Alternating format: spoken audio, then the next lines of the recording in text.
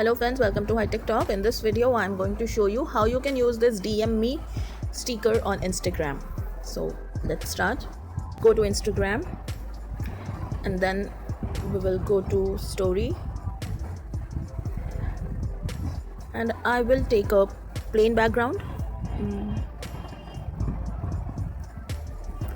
So we will take a plain background like this, and then we will, or you can take any background, or you can take any pictures of anything, and we will click on the sticker icon over here, and you see this DM me sticker over here. You need to click on it, and here it is. You can change the color of it.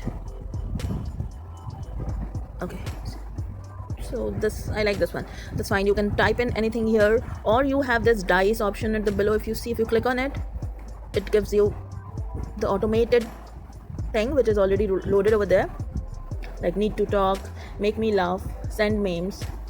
So I will type in something.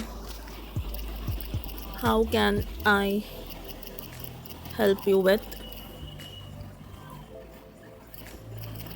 Instagram? So I can type something like this, and see, I can increase the size of it or move it as per my requirement, and you can post it on your stories like this. So this is how you can use this simple sticker, that is DM me. I hope this video is helpful for you. So thanks for watching.